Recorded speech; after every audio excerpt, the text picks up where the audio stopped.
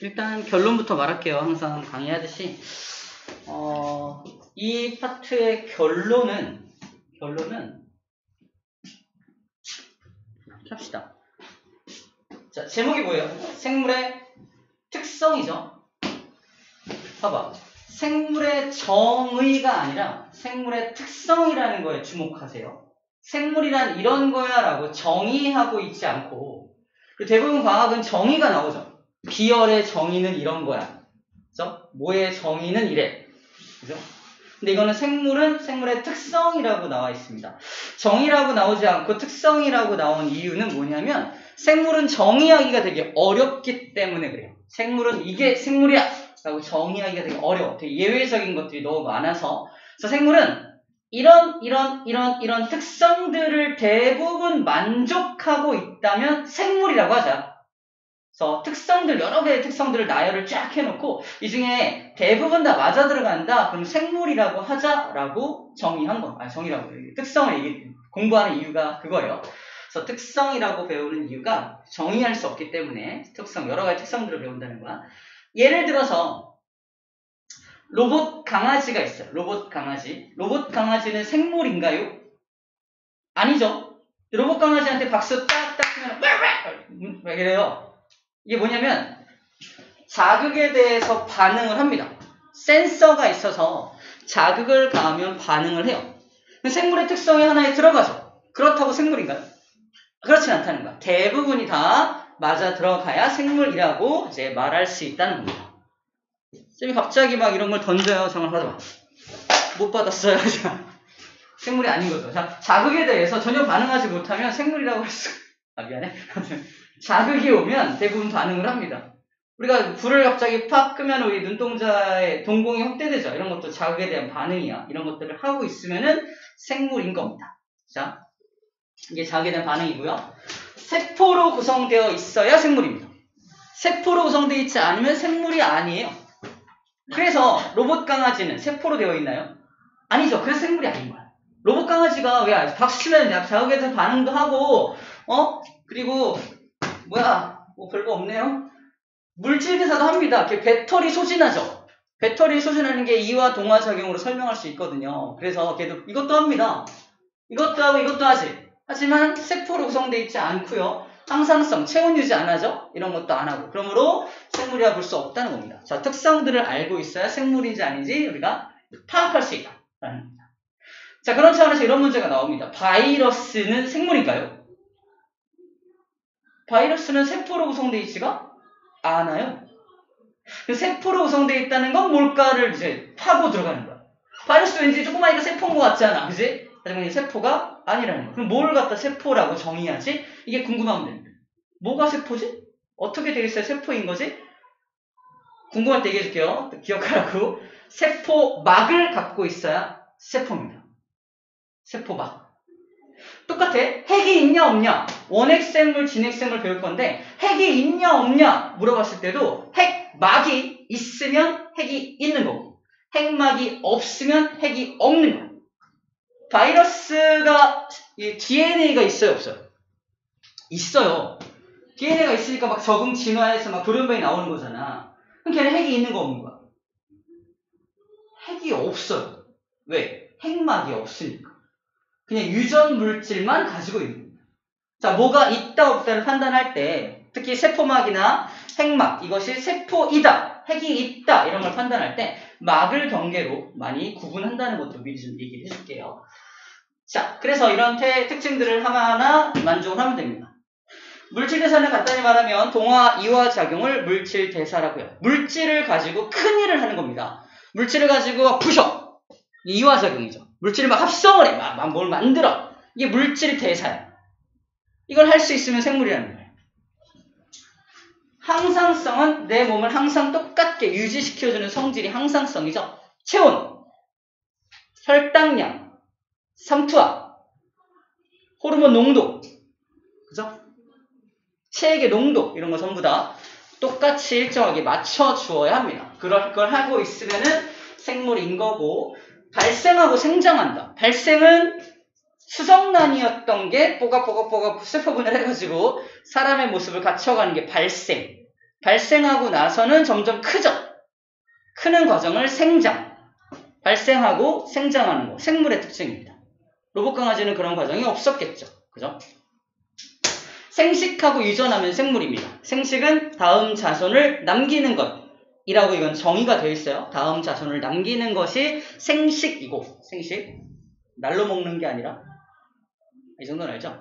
알았어. 생식, 다음 자손을 남기는 거. 유전이라는 건 다음 자손에게 자기 유전 물질을 넘겨가지고 닮은 자식이 나오는 것. 나와 닮은 자손이 나오는 것이라고 또 정의되어 있습니다. 나와 닮은 자손을 낳는 현상을 유전된다 라고 표현을 해요. 이러면 생물입니다. 적응하고 진화합니다. 생물이 어떤 환경에다가 갖다 놓으면은 갈라파고스 같은 경우에 어떤 환경에 갔더니 여기에는 딱딱한 껍질을 가진 어떤 열매밖에 없어. 거기 사는 핀치새들은 어떻게 적응해요? 그걸 깨먹기 위해서 부리가 점점 튼튼해진단 말이야. 그래서 이게 적응이야. 적응하고 적응하다 보니까 어떻게 돼요? 완전 다른 종으로 갈라집니다. 새로운 종이 탄생했을 때 우리 뭐라고 그러죠? 진화했다. 우리 공통 통합과학 할 때 배웠죠. 진화의 정의에 대해서 얘기했습니다. 적응이 누적되면 진화할 수 있어요. 적응하고 진화하는 것도 생물의 특징이다 라는 거예요. 이 6가지 특징이 생물의 특징입니다. 오늘 배울 게 이런 것들인데 다 배웠어요. 집에 갑시다. 다음 시간에 봐요. 나랑 한 1년 정도 본 것 같은데 왜 이렇게 낯설지 오늘? 처음이라 그런가요? 자, 그래서 7번에 바이러스를 따로 배우는 거야. 바이러스. 그럼 바이러스는 과연 6가지 특징을 다 가지고 있냐? 일단 1번부터 망가져요. 그죠? 세포가 아니야. 이거 다 합니다. 이것도 해요. 이것도 하고 이것도 하고 이것도 한다? 1번만 안 해. 근데 문제점은 뭐냐면 어떤 숙주 안에 들어갔을 때만 이런 걸 해요. 그럼 이거 생물이야, 생물이 아니야. 그래서 생물과 무생물의 중간 형태라고 또 정의합니다. 중간 형태. 그래서 생물체 밖에 있을 때는 무생물로 정의하고요. 생물체 안에 들어갔을 때는 또 생물이라고 정의합니다. 그래서 어디에 숙주 안에 들어가 있냐, 그렇지 않냐를 가지고 판단한다는 거. 자, 그렇다면 마지막으로 화성에는 생명체가 있을까 없을까? 이거에 대해서 실험을 한 게 나와요. 실험. 자, 우리 지구에 있는 토양을 갖다가 실험을 합니다. 지구에 있는 토양에는 뭐가 살아요? 많은 미생물들이 살아요. 미생물들이 삽니다.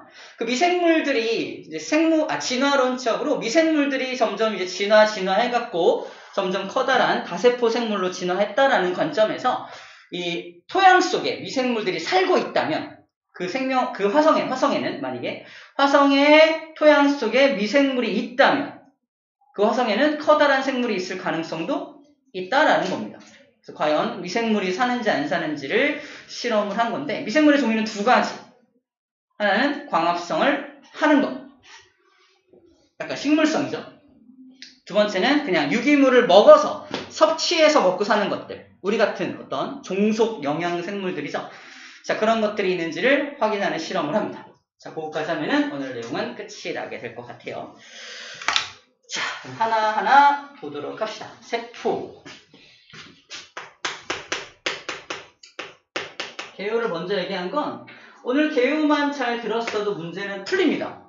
근데 지금부터 하는 건 뭐냐면 과연 아까 말했듯이 세포는 정확히 뭘 세포라고 하지? 물질대사는 정확히 어떤 거고 어떤 그래프들이 나오고 어떤 형태로 문제가 출제되지? 이런 것들이. 대부분의 여기 나오는 문제들은 어떤 사례를 줍니다. 예를 들어서 미모사 잎에 손을 대었더니 헉! 움츠리더라. 다음 중 어디 해당하느냐? 발생인가? 이러면 안 되겠죠? 손을 대서 움츠렸다는 건 자극에 대해서 반응한 거죠? 자극과 반응이죠. 자, 그럼 이렇게 문제를 응용하면 이렇습니다. 미모사 잎에 손을 댄 것과 같은 생물의 특징이 아닌 것은 1, 2, 3, 4, 5번. 그 5개 중에는 뭐가 있겠어? 자극과 반응이 아닌 예가 나와 있겠죠. 그걸 찾는 문제. 이런 것들이 이제 수능에서 출제되는 문제들입니다.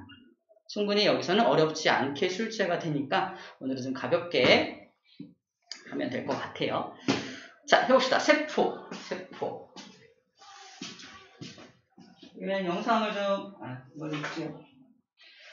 그림이 조금 다를 수 있습니다. 선생님이 싱크를 안 맞춰놓고. 자, 우리 책에 나온 얘랑 좀 똑같네요. 여기 똑같네요. 자, 세포 밑줄 좀 그어봅시다. 세포란 생물의 구조적 단위, 기능적 단위라고 써 있습니다. 이렇게 하는 이유는 알죠? 뭐랄까, 필기하는 시간을 좀 아끼는 거야. 아껴서 많은 정보를 주려고 합니다. 자, 구조적 단위, 기능적 단위라는 말이 나오는데 그냥 간단히 생각하면 그냥 작은 단위를 말하는데 구조적인 단위라는 건 새 몸을 이루고 있는 어떤 구조를 이루고 있는 기본적 단위를 말하고요.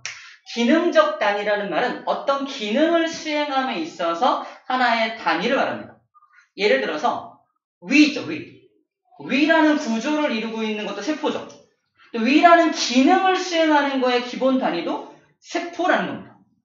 그래서 위라는 구조물을 이루는 기본 단위를 구조적 단위라고 말하는 거고 위라는 기능을 수행하는 단위를 기능적 단위라고 말합니다. 둘 다 만족해야 세포라고 할 수 있습니다. 세포는 당연히 단세포 생물도 있고요. 다세포 생물도 있죠. 우리는 당연히 다세포 생물에 속합니다. 다 알겠지만 다세포 생물의 세포 분열은 생장 또는 재생 또는 생식세포를 만드는 것에 이용이 되는데 단세포 생물의 분열은 뭘 의미합니까? 생장을 의미하는 게 아니죠. 생식입니다.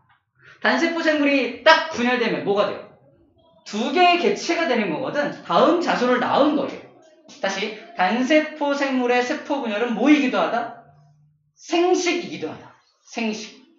우리는 생식세포를 만들어서 생식세포끼리 이제 결합이 되어야 생식이 되는 거잖아. 하지만 단세포 생물 같은 경우는 분열 자체가 생식이다라는 것도 추가로 다시 한번 정리할게요. 자, 그렇게 해주시면 되겠습니다. 여기 나와 있습니다.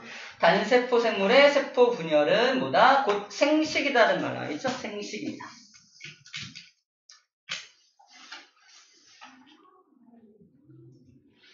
뭐 이건 큰 의미가 없고요. 다세포 생물이 여러 개의 이제 것들이 모여가지고 기능을 수행한다라는 말이 나와 있습니다. 혹시나 해서 써놓을까요? 중간에? 세포보다 높은 단위, 세포가 모여 되는 게 조직이죠. 조직이 모여 되는 게 뭐예요? 기관이죠. 동물 같은 경우는 중간에 하나 더 있죠.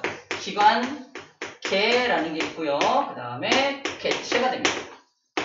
이게 동물의 구성 단계입니다. 동물.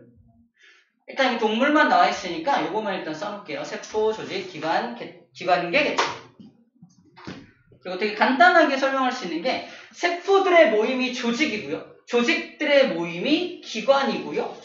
기관들의 모임이 기관계이고 기관계가 모인 게 개체죠. 이렇게 하면 됩니다. 나와 있듯이 잠깐 설명하면 모양과 기능이 비슷한 세포 이것들이 모여서 조직을 이루고 있다. 즉 세포들이 모여서 조직을 만든다라는 말이 있고요. 여러 개의 조직들이 모여서 기관을 이루고 있다. 이 얘기하고 있는 거죠. 그 얘기를 써주고 있는 거야. 자, 특이한 예들이 하나 있죠. 우리 좀 낯선 거 한 번만 정리할게요. 혈액.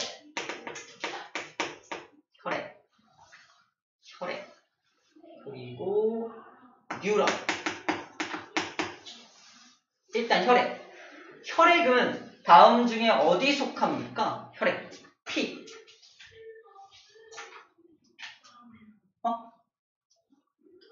그런 것 같은데. 어디 속해?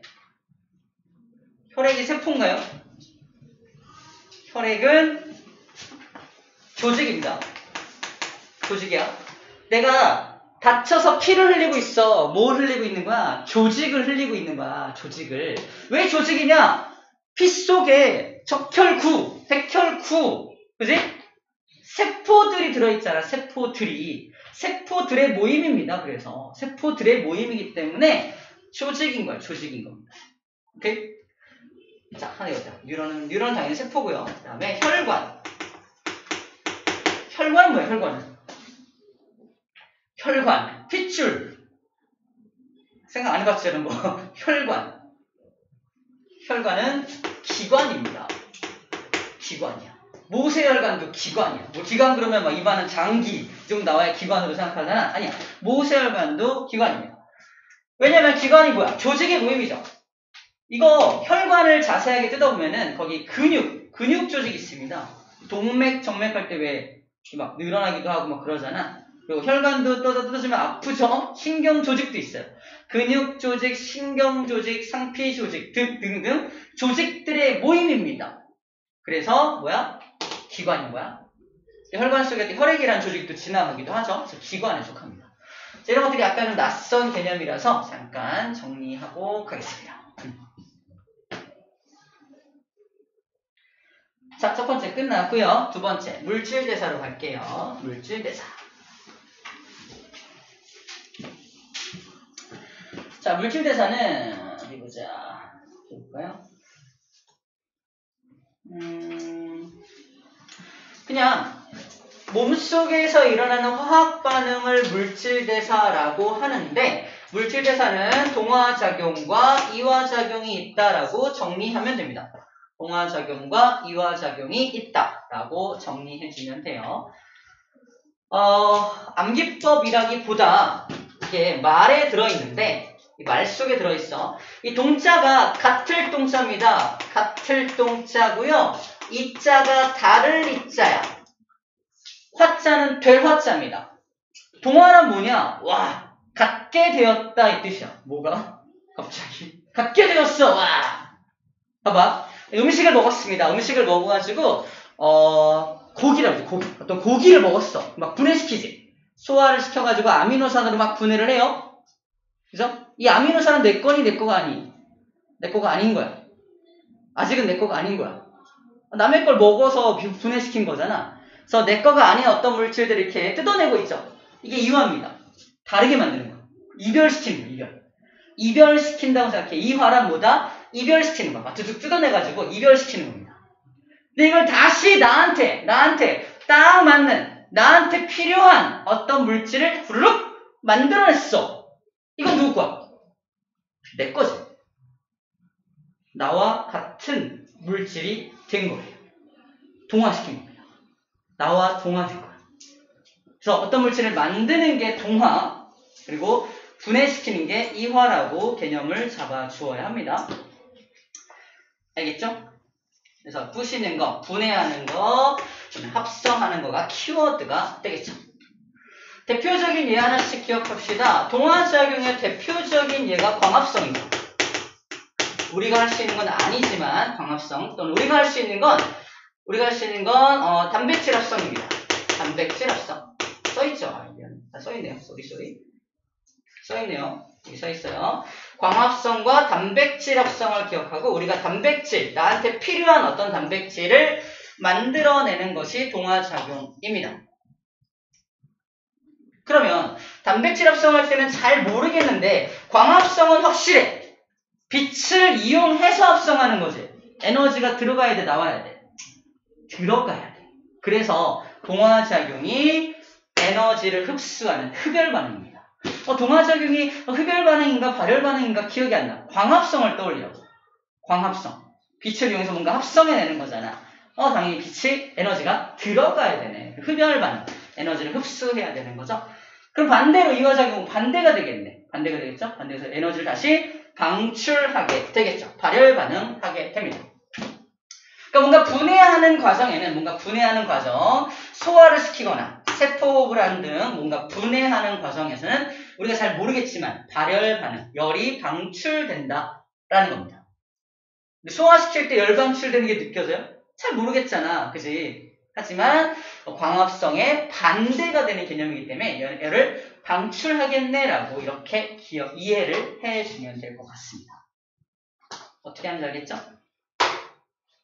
자, 그 다음에 체크할 게 뭐냐면 항상 이런 물질 대사에는 효소가 꼭 필요합니다. 무조건 효소가 필요해요. 효소는 다른 말로 생체 촉매라고도 합니다. 생체 촉매. 몸속에 들어와서 어떤 촉진, 화학 반응을 촉진시켜주는 매개체, 그래서 촉매인데 다른 말로 효소라고 불러주는 거예요. 효소. 이건 완전히 못을 박아도 돼요. 물질 대사에는 무조건 동화작용에도 효소가 필요하고요. 이화작용에도 효소가 필요합니다. 우리 아직 안 배워서 모르겠어요. 광합성 과정 우리 잘 알잖아. CO2 물 만나가지고 포도당 만들고 산소 만들고 그지? 하지만 안 배운 게 있어요. 거기에 효소가 관여해야 됩니다. 그냥 빛만 들어가면 되는 게 아니에요. 효소가 관여해야 광합성이 일어난다는 거예요. 효소 관여. 당연히 소화효소는 우리 알고 있죠. 아밀레이스, 카탈레이스, 트립신, 펩신, 라이페이스 이런 소화효소가 있는 건 알지만 광합성 효소, 단백질 합성 효소가 있는 건 들어본 적이 없어. 그치? 하지만 필요하다 안 필요하다? 필요하다. 무조건 필요하다. 그러므로 생물이 물질 대사를 한다는 건 당연히 자기한테 필요한 효소를 만들 수도 있어야 합니다. 그죠? 근데 바이러스는 그걸 못한다. 자기한테 필요한 단백질을 만들지 못해. 그래서 스스로는 물질 대사를 할 수가 없는 거야. 그래서 숙주 안에 들어가서 걔 걸 뺏어가지고 그 녀석 효소 가지고 막 잘 거 만듭니다. 나쁜 놈이죠. 대표적인 게 코비드19죠. 잘 못 알아듣나? 코로나 바이러스. 그죠?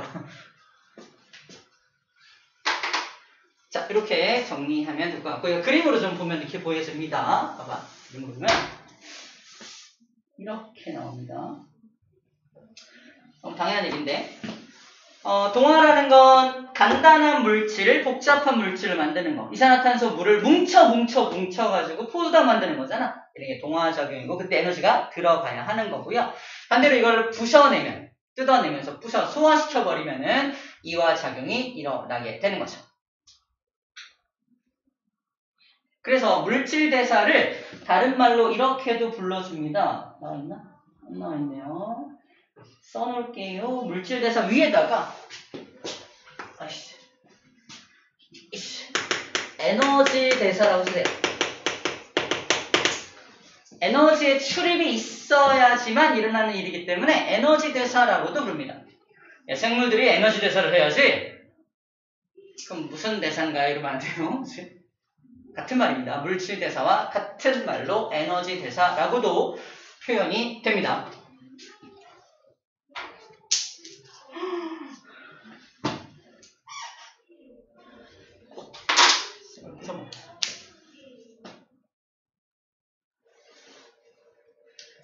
자, 두 번째 내용까지 됐고요. 세 번째 내용을 갑시다.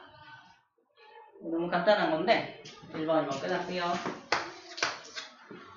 생물이라면 자극에 대해서 반응을 해야 돼요. 자극에 대해서 반응을 해야 됩니다. 빛, 온도, 소리, 접촉 뿐만 아니라 여러 가지 반응에 대해서 자극에 대해서 반응을 해야 한다는 얘기고요. 예를 들어서 식물은 빛이 비치는 쪽을 향해 굽어 자란다. 이거를 어려운 말로는 굴광성이라고 해요. 굴광성. 이 용어가 여기 책에 나온 용어만 나오면 좋겠는데 옛날 용어를 쓰시는 분들이 계셔서 한번 써놓기만 하는 거예요. 굴광성. 굴은 이제 굽어진다는 뜻이고요. 빛에 의해서 굽어지는 성질을 굴광성이라고 불러줍니다. 그러니까 미모사의 미개수죠. 툭 건드리면은 잎을 착 접는 거. 아바타 2에도 나와요. 탁 건드리면 촥 깜짝 막 다 누르고 다니죠? 봤나요? 아직 안 봤나요? 재밌어요. 보세요. 재밌습니다.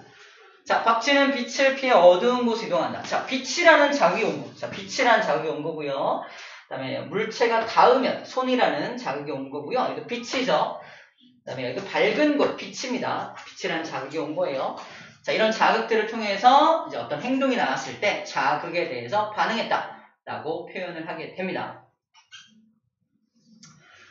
자, 그리고 환경이 변하더라도 항상 일정하게 체내 상태를 일정하게 유지하려는 성질을 항상성이라 하는데 이 항상성을 유지하는 것도 생물의 특징이다 라는 겁니다. 이건 뭐 그냥 그런 거구나 라고 일단 넘어가면 되겠어요. 항상성 유지를 못하면 일단 병에 걸린 거죠. 체온 유지가 안 돼. 끊임없이 체온이 막 올라가. 운동을 막 하는데 체온이 50도까지 올라가면 안 되겠죠? 땀이 막 흐르면서 체온을 다시 낮춰주는 기작이 일어나야 되는 거죠. 그게 생물의 특징이 되겠습니다. 그렇구나. 이런 걸 해야 되는 거구나. 자, 발생과 생장. 어떤 특징이라고 봅시다. 발생과 생장. 발생의 정의 볼게요. 수정란에서, 시작이 수정란이야. 수정란에서, 여기죠? 수정란으로부터 여기까지. 어린 개구리가 되는 것까지. 이게 발생이에요. 발생. 어린 개구리부터 어른이 되어가는 과정은 생장이라고 구분해 줍니다. 발생은 어떤 모습을 갖추는 것. 어떤 모습을. 사람이라면 사람의 모습을 갖추는 것까지. 사람의 모습을 갖췄다면 갖춘 후로부터 이제 커가는 건 생장이라고 구분한다는 거예요.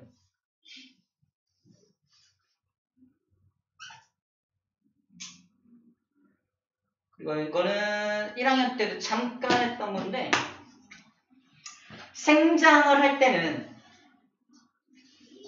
생장할 땐 당연히 체세포 분열을 통해서 하는 거잖아요.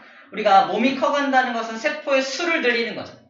세포의 수를 늘리는 이유가 뭐냐 그러면은 체표 면적을 부피가 증가함에 따라서 체표 면적도 함께 늘리기 위해서 이렇게 말을 하는데 어쨌든 세포 분열을 통해서 생장한다는 건 알고 있는데요. 우리가 많이 낯선 게 여기입니다. 발생. 발생하는 과정 중에도 세포 분열하는 거 보이나요? 발생할 때 하는 세포 분열은 뭘까요? 어떤 세포 분열을 하는 거야? 얘도 체세포 분열입니다. 써 있을 거야. 여기는 봐봐. 수정란이 세포 분열을 해서 세포 수를 늘린다고 되어 있죠. 세포 수를 늘리는 분열이니까 체세포 분열이에요. 써있지 않더라도 체세포 분열인 겁니다. 발생하는 과정에는 생식세포 분열이 이용된다. 이렇게 낚시질할 수 있겠죠. 절대 낚이면 안 됩니다. 그러니까 발생이든 생장이든 다 체세포 분열을 통해서 하게 되는 겁니다. 좀 더 디테일하게 가면은 이제 임신과 출산 쪽으로 가게 되는데 잠깐만 얘기하면 수정란이 이렇게 나와서 정자랑 결합이 됐다 칩시다. 정자랑 결합이 된 후에 이 녀석이 자궁으로 들어가기에 자궁의 내벽에 착상이라는 걸 해야 되거든요. 착상이라는 걸. 나팔관을 통해서 이렇게 들어와서 자궁 내벽에 착상을 해야 돼요. 자궁 내벽입니다. 자, 그럼 여기서 기다리던 수정란이 이렇게 이동을 해서 자궁 안쪽까지 오는 동안, 이동하는 동안에는 얘가 뿌리를 내릴 수가 없죠. 뿌리를 내릴 수 없다는 건 영양분을 공급받을 수 없다는 뜻입니다. 영양분을 공급받을 수 없기 때문에 자기 몸집을 키울 수 있어 없어? 없어요. 그래서 수정란이 세포 분열을 해서 여기 얘는 좀 그런데 여기 요 상태 수정란으로부터 이걸 포배기 상태라고 하는데 좀 적절하지 않지만 착상 직전의 상태를 포배기라고 해요. 여러 개의 세포로 갈라져 있는 포배기 상태라고 하는데 수정란으로부터 포배기까지 오는 동안 그래서 수정란 전체의 크기는 커지지 않는다라고 외웠던 거예요. 우리가. 수정란 전체의 크기는 커지지 않고 세포의 수만 잔뜩 늘어난다라고 외웠었잖아. 세포의 수만 잔뜩 늘어나는 이유가 바로 주변으로부터 영양분을 공급받을 수가 없었기 때문에 그래요. 하지만 어떤 기관을 만들 준비를 해야 되기 때문에 자신이 가지고 있는 영양분을 가지고 세포 분열을 해왔던 거야. 그래서 얘가 착상을 하지 못하면 당연히 얘는 영양분 부족으로 죽게 됩니다. 착상을 하는 과정. 자, 그래서 얘는 몸집에 커지지 않고요. 자, 이렇게 해요. 발생하는 과정 중에는 난하를 거듭한다라고 되어 있어요. 난하를 거듭해서 세포의 수를 늘립니다. 세포의 수를 늘리고요. 각각의 세포의 크기는 당연히 줄어들어요. 그죠? 세포의 수가 막 늘어나면 하나하나의 세포의 크기는 줄어들죠. 하지만 이렇게도 표현합니다. 전체 세포의 크기. 전체 세포의 크기는 유지된다라고 표현해요.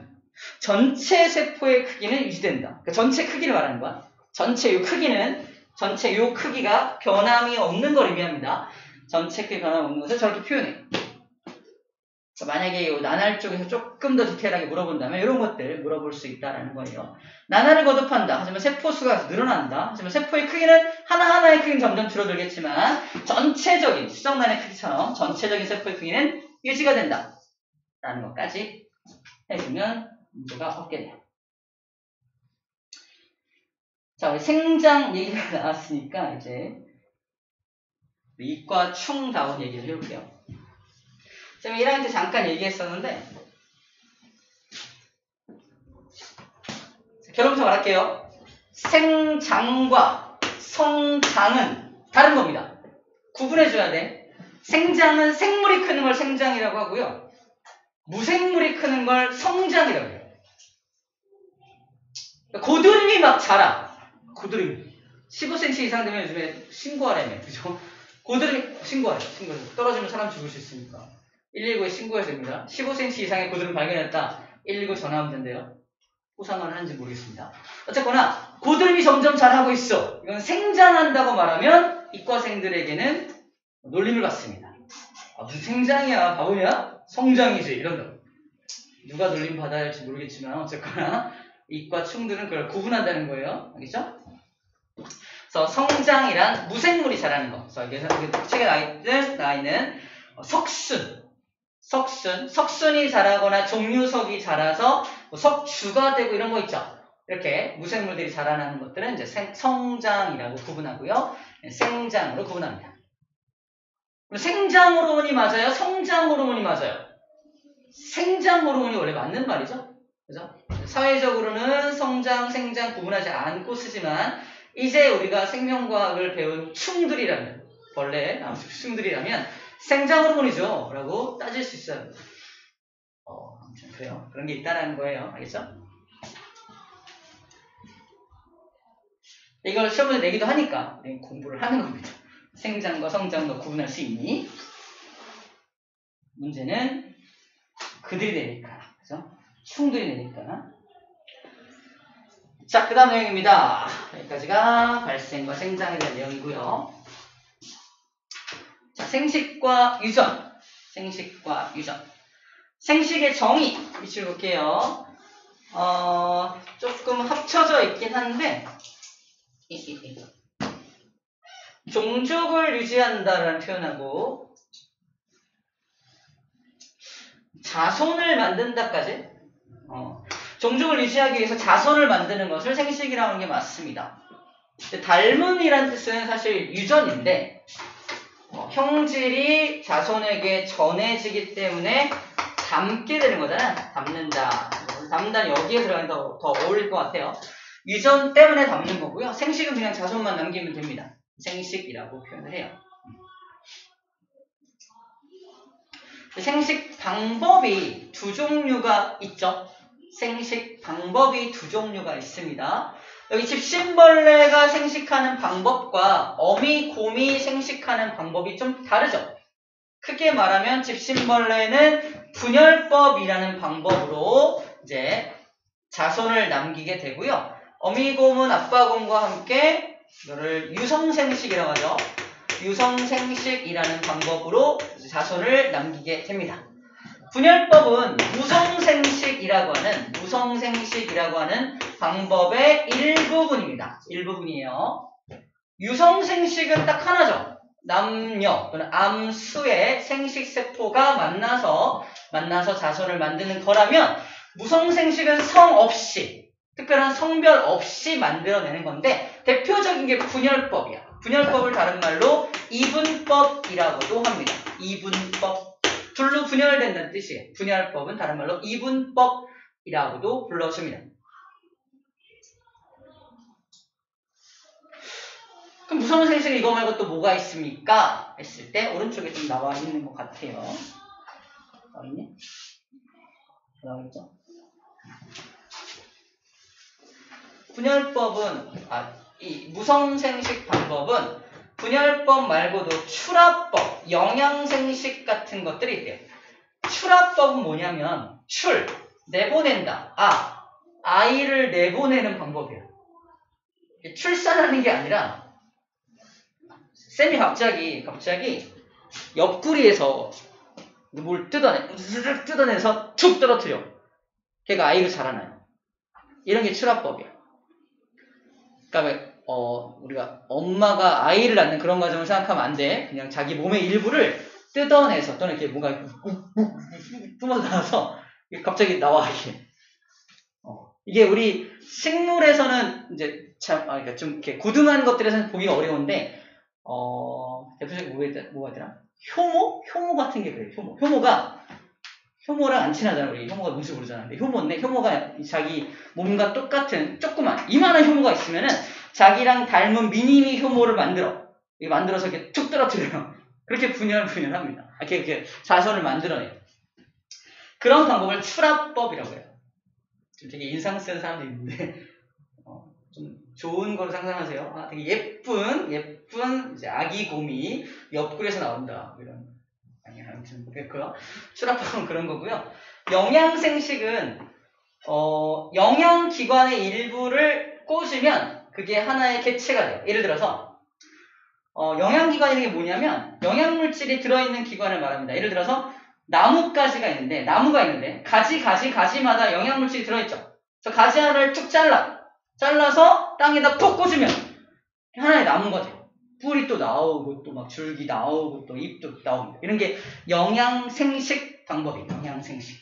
또 영양기관을 갖다가 다시 꽂으면 그 녀석이 다시 자체로 또 하나의 개체가 될 수 있다라는 겁니다. 당연히 성을 가지지 않고 하는 거니까 무성생식 방법이에요. 유성생식은 정자, 난자가 만나는 거예요. 식물 같은 경우는 정자, 난자라고 안 하고 뭐라고 합니까? 정자에 해당하는 게 꽃가루, 그죠? 그 다음에 난자에 해당하는 게 난세포죠. 꽃가루와 난세포가 만나는 것이다 라고 말을 해요. 이거는 동물에 대한 경우고요. 식물에 대한 경우는 꽃가루와 난세포. 꽃가루를 다른 말로 뭐라 그래요? 꽃 화자에 가루 분자, 화분이라고 합니다. 봄에 막 꽃가루가 날아다녀요. 알려져. 아우 싫어. 내가 좀 다른 표현법으로 해볼게요. 봄에 화분이 날아다녀요.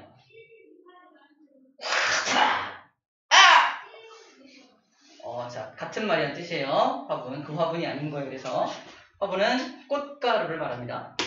여러 가지 표현법을 소개하고 있어요. 자, 이건 이제 각각 디테일한 부분이었고요. 자, 그럼 이렇게 물어봐요. 무성생식이 좋은 거야? 유성생식이 좋은 거야? 뭐가 좋다고 말할 수는 없습니다. 하지만 우리는 뭘 선택했어? 유성생식을 선택했죠. 유성생식이 유리한 게 있습니다. 유성생식의 장점, 단점이 있고요. 무성생식의 장점, 단점을 알고 있어야 합니다. 무성생식 먼저 할게요. 무성생식의 장점은요. 짧은 시간에 굉장히 많은 개체수를 만들 수 있습니다. 하나가 2개 되고요. 2개가 4개 되고요. 4개가 8개 되고요. 그죠? 8개가 16개 되고요. 그죠? 이렇게 된단 말이에요. 수학 싫어요. 이렇게 된단 말이에요. 그러니까 이제 기하급수적으로 막 늘어날 수 있다는 게 바이너리 방식이라고 말하죠. 늘어날 수 있는 게 무성생식의 장점이야. 하지만 단점은 뭐죠? 모두가 다 유전자가 동일하죠. 모두 유전자가 동일하기 때문에 환경의 변화가 생기면 멸종합니다. 멸종이에요. 단 하나라도 유전자가 좀 다른 게 있으면 걔만 좀 이상한 놈이라서 살아남을 수 있는데 모두 유전자가 똑같기 때문에 멸종합니다. 환경이 좋지 않을 경우에는 모두 몰살될 수 있다는 단점이 있어요.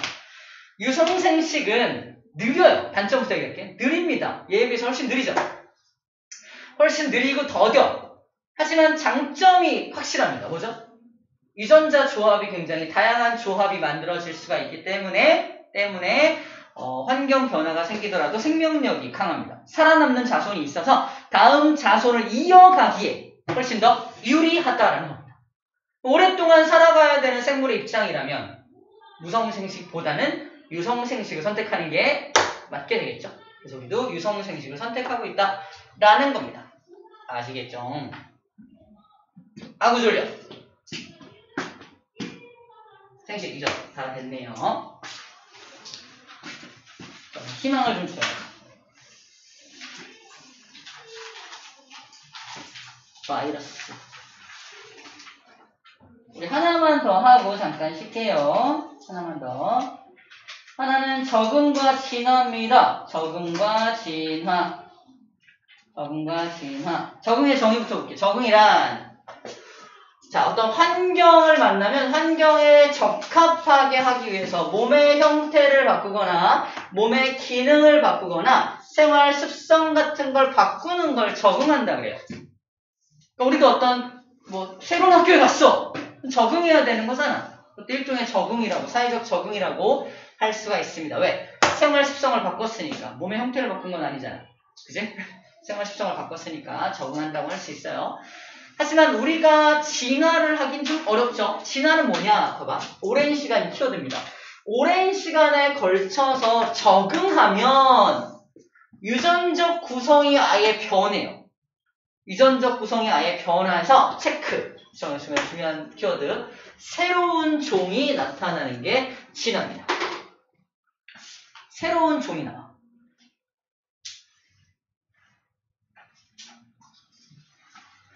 그래서 걔가 적응을 거듭해서 새로운 종이 되었다라고 판단할 수 있는 근거가 확실한 게 있었죠. 쟤는 우리랑 다른 종이야. 라는 걸 어떻게 알 수 있죠? 쟤랑 나랑 결혼을 해. 갑자기. 그래서 자식은 나와요. 왜 나오냐면은 제가 이제 막 다른 종이 되었기 때문에 속은 같거든요. 종 다음이 속이죠. 종속, 과목, 강문계 기억나요? 속은 같기 때문에 생식은 가능해요. 하지만 다음 자손에 문제가 생깁니다. 미안하다 아들아. 넌 정자를 만들 수가 없어. 얘가 생식세포를 못 만들어. 다른 말로 생식 능력을 갖추지 못한 자식이 나와. 너 혹시 다른 종이 된 거 아니야? 하나 더 놔봅시다. 그래서 하나 더 놔요. 그래도 계속해서 생식 능력이 없는 자손만 나온다면 당연히 쟤랑 나랑은 다른 종이 된 거예요. 이게 다른 종으로 진화했다는 증거입니다. 자, 다른 종으로 진화했다는 증거가 바로 다음 자손이 생식 능력을 갖추지 못할 때 다른 종이 된 거예요. 예를 들어서 우리 알고 있지만 한번 해볼게요. 호랑이하고 사자가 결혼하죠. 일부러 결혼시켜요. 사람들이, 나쁜 사람들이죠. 동물원에서 벌어진 일입니다. 결혼시켜서 라이거라는 종을 탄생시킵니다. 라이거. 아빠가 사자라서 라이거야. 라이거인데 라이거는 생식 능력이 있다 없다? 없다니까. 그럼 사자와 호랑이는 같은 종이다 다른 종이다? 다른 종이다라는 거야. 그와 같은 것이 말하고 당나귀를 결혼시키죠. 나온 게 노새입니다. 노새도 생식 능력이 없어요. 그래서 말과 당나귀도 같은 종이 아닌 거야. 이런 식으로 얘네가 같은 종인가 다른 종인가를 파악할 때 결혼시켜봐서 생식을 시켜봐서 다음 자손을 보는 겁니다. 우리 갈라파고스 군도 굉장히 많이 나오잖아. 갈라파고스 군도가 어쩌고저쩌고. 갈라파고스 군도에 있는 그 핀치새들이 다 같은 종이야? 다 다른 종이야? 다 다른 종이에요. 지금은. 다 다른 종인 거 어떻게 알았냐고요. 처음에 같은 종이었는데 생식을 시켜봤더니 서로 다음 자식들이 상태가 안 좋아. 그치? 그래서 다 다른 종인 걸 확인한 겁니다. 다른 종으로 다 확인된 거예요. 저기 핀치새들이 다 적응해서 진화했다라고 써있다는 건 얘네들은 이제 결혼하면 안 되겠구나 라고 생각하면 됩니다. 사랑할 수 있지. 하지만 다음 자식에게 피해를 줄 수 있기 때문에 사랑하지 않는 게 좋겠죠. 근데 아바타 2에서는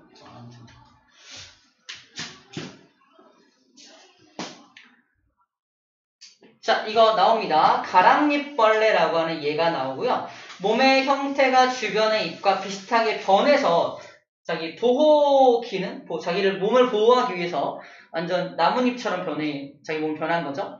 이건 일종의 적응이고 적응이 돼서 진화가 되는지는 확인이 안 되죠. 하지만 이건 적응과 진화라고 뭉쳐서 문제에서 나오니까 굳이 신경 안 써도 됩니다. 이것은 뭐야? 그러면 적응과 진화요라고 말하면 돼. 이거 적응이야 진화야 우리 구분할 필요 없습니다. 아직은 좀 더 디테일하게 물어보는 경우에만 하는 거야. 선인장 이거 체크. 잎이 가시로 변한 거야. 잎입니다. 잎. 선인장의 가시는 이게 잎이에요. 줄기에서 뭐가 이렇게 변형된 게 아니라 선인장에 있던 잎이 가시 모양으로 변한 거예요. 왜? 잎이 넓으면 햇빛을 받아서 잎의 기공을 통해서 수증기가 다 날아가 버릴 테니까. 그래서 잎을 기공 없이 가시 모양으로 변화시켜 버린 겁니다. 적응과 진화입니다. 뭐가 가시로 변했는지 많이 헷갈려 하기 때문에 잎이 가시로 변했다는 거 꼭 체크하라고 얘기하는 겁니다. 자, 그리고 몸 안쪽에 저수조직이라는 걸 갖고 있죠. 저수조직이라는 걸 갖고 있어서 몸 안에 물을 이제 저장하고 있는 조직을 갖고 있죠. 이것도 일종의 적응이라고 할 수 있습니다. 그리고 눈에 안 보이지만 뿌리가 어마어마해요. 얘는. 왜 그러죠? 사막에 사는 녀석들의 특징이죠. 비가 내려서 물이 쫙 이제 빨려 딴 데로 쓸려가기 전에 그 물을 빠르게 자기 몸으로 흡수해야 되기 때문에 일단 땅속 깊은 곳까지 뿌리를 어마어마하게 내리고 있는 게 사막에 사는 어떤 생물들의 기본적 특징입니다. 이것도 일종의 적응이라고 할 수가 있겠죠. 뿌리가 매우 발달되어 있다는 것도 하나의 특징입니다. 사막이라고 하는 그런 어떤 척박한 환경에서도 여러 가지 적응을 통해서 살아남는 법을 가진 것들이죠. 이런 것도 나오죠. 무슨 낙타의 오줌, 굉장히 진한 오줌을 싸요. 그죠? 그것도 일종의 적응이죠. 진한 오줌을 싸는 것도 적응입니다. 낙타의 그리고 등에 쌍봉 낙타야. 여기 들어있는 게 뭐죠? 지방이 들어있죠. 지방.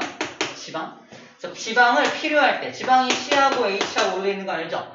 필요할 때 H하고 O를 이용해서 H2O라는 물을 만들어냅니다. 그래서 갑자기 미안. 지워줄게. 지방을 물로 전환시켜요. 자, 여기 쓸게요. 지방을 물로 전환시켜서 자기 몸에 필요한 수분을 공급받습니다. 쌍봉이면 지방을 두 개나 갖고 있는 거죠. 좋네요. 이것도 일종의 적응이라고 할 수 있겠네요. 되게 다양한 적응의 예들이 나올 테니까 이제 기대하시면 됩니다. 자, 됐습니다. 잠깐 쉬었다 합시다.